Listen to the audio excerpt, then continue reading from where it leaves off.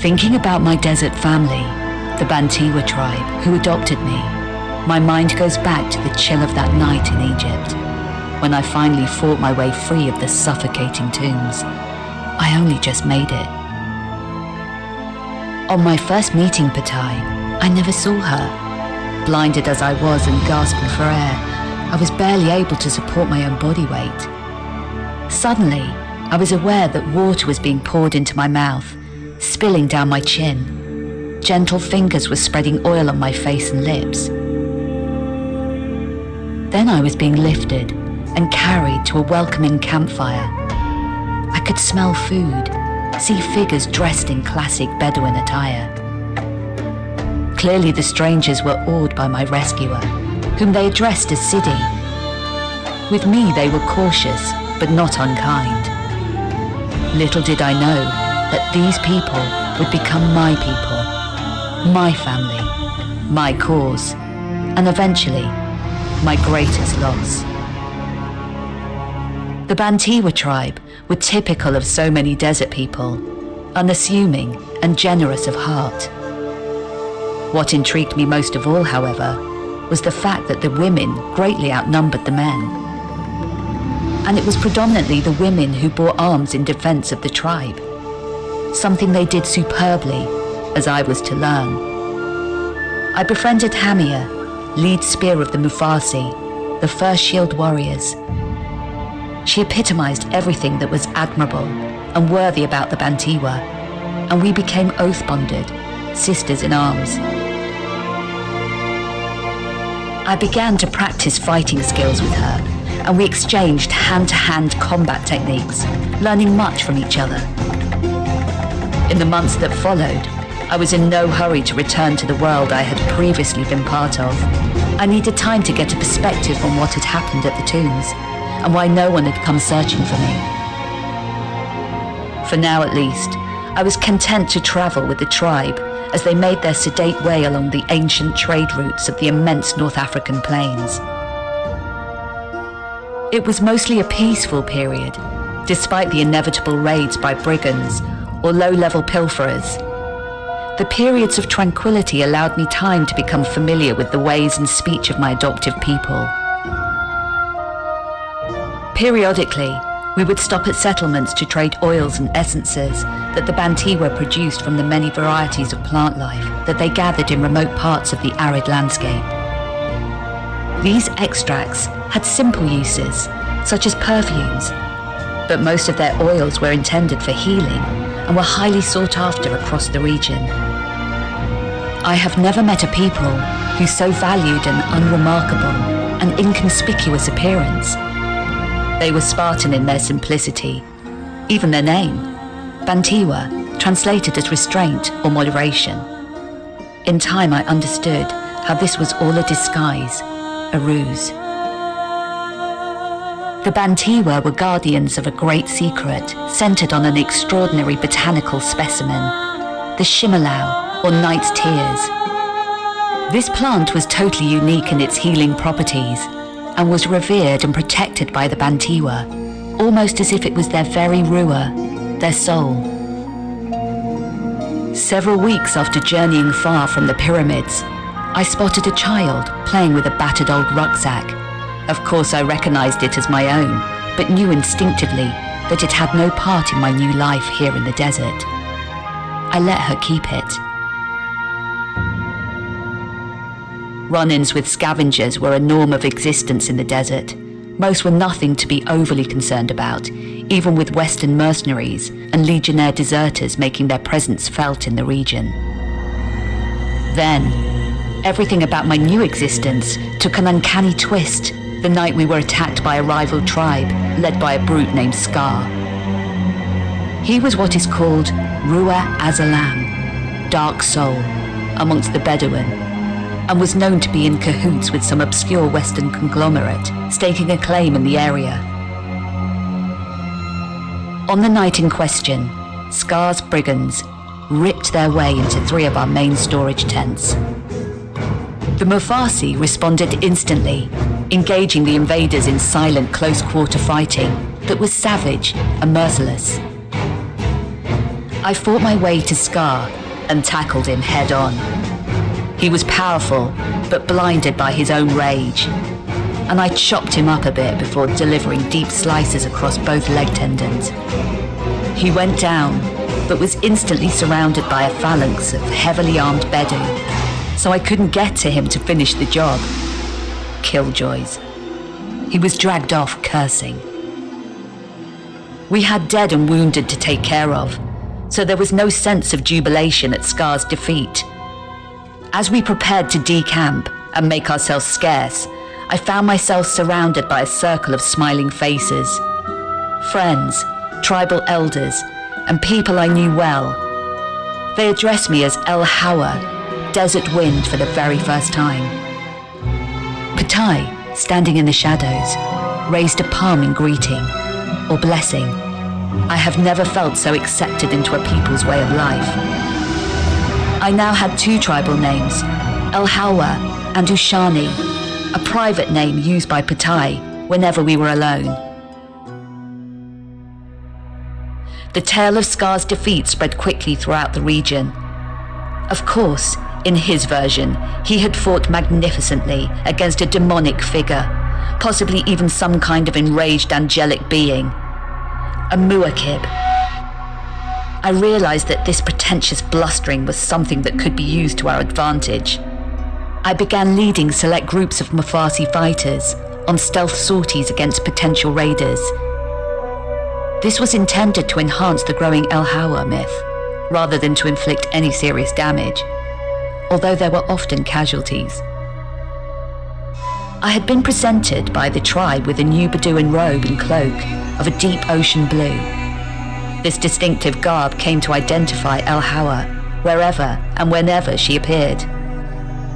The legend of El Hawa, clad in ghostly blue robes, grew exponentially and took on mythic proportions, and rumors spread the Bantiwa are protected by an avenging angel. Give them a wide berth. Over the unfolding seasons, I lost all track of time. To be honest, I'd given up on my former life. I had found a place in the world that suited me perfectly. Periodically, we rested up in one of the tribe's sanctuary retreats, usually a concealed cave system, of which there were many scattered across the region. Here we could recuperate, make necessary repairs, and celebrate in the tribe's own unique fashion.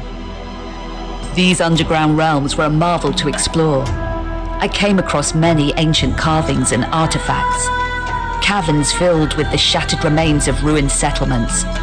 These places had long been lost to history, and I had an exclusive access to them. I was in heaven. Petai allowed me to see the distilling chambers where the healing oils were extracted, an astonishing sight, somewhat reminiscent of an ancient alchemist's laboratory, or so I'd imagine. The weaving chambers, too, were a marvel.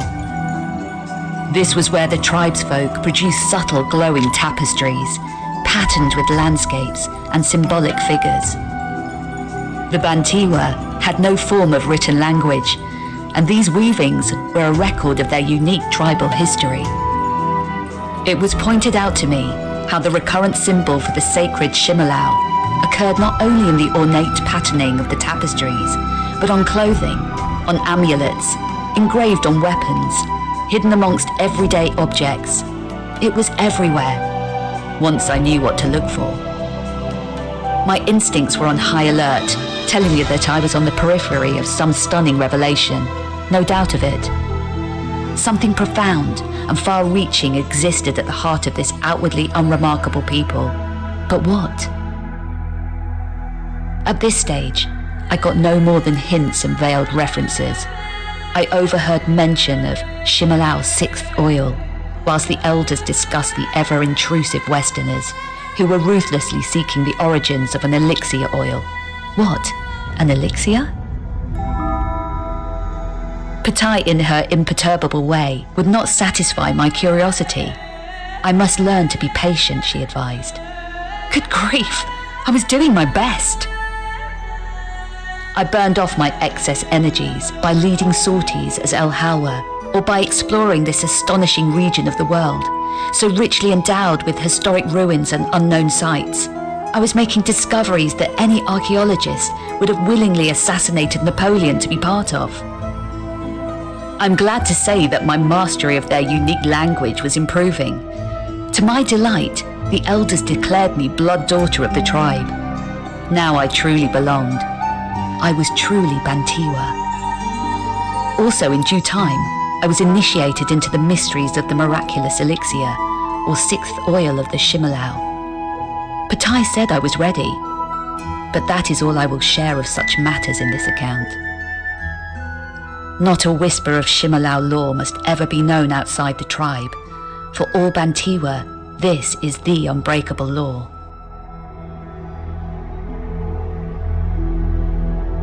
From time to time, I caught a glimpse of my old rucksack being played with amongst the tents, which would set me to thinking about the life I had disowned, or had disowned me.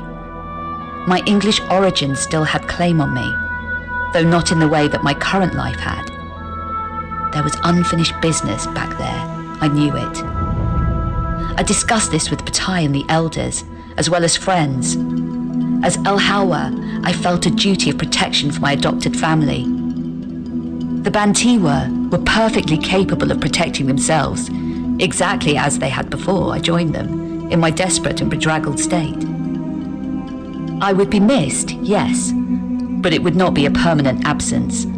I would return once things were sorted out in the UK. The decision was made. I would travel to England and return here as soon as possible. There was much emotional leave-taking, the memory of which still affects me deeply. As I walked from the encampment, Patai appeared, indicating that she was to travel with me to the coast. Thus we had plenty of time for easy, companionable exchanges over the next few days. When the time came to part, she held my eyes and handed me a silver leather pouch. It contained an amulet on a thin silver chain. Her final words to me are burned onto my heart. The return to my ancestral homeland went smoothly enough, but I felt desperately out of place. Family solicitors had to sort out the fact that I wasn't actually dead, but I couldn't have cared less either way. My waking hours and my dreams were populated with faces and events that were now thousands of miles away. As for Von Croy, I'd get around to him in my own good time. Nothing here in my old life fired up any real sense of purpose anymore. Then came news that left me devastated. News of an incident in the desert. The word that the Bantiwa had been massacred, wiped out, leaving no trace. My mind raced. Was this the work of Scar? Or Legionnaire deserters? Or Western prospectors? Mercenaries? I was desolate, worse than when I emerged from the pyramid ruins. Where had Patai been when all of this had taken place? It didn't make sense. In the middle of my mental turmoil, a seed of doubt took root in my mind. My thoughts took a different track. How on earth had they been taken so completely by surprise? It was unthinkable. Constant vigilance was the principle all Bantiwa lived by. That and their superlative combat skills would have protected them, surely. No, the report could not be true. I simply had to uncover the truth for myself. I could be in the region within 36 hours, initiate my own investigation. That's one thing I have the t-shirt for, digging into the past to uncover buried truths. If Scar wasn't the one responsible, he would know who was. I owed him a visit, possibly as El Hawa. That'd make the old goat-face talk. I was ready to leave, which was when I heard from Von Croy in Paris. He was asking for my help. Yeah, my help. I could take a detour via Paris and treat the spineless Iscariot to a piece of my mind, which of course is where things took a turn all of their own. No one in their wildest dreams could have predicted how that would turn out.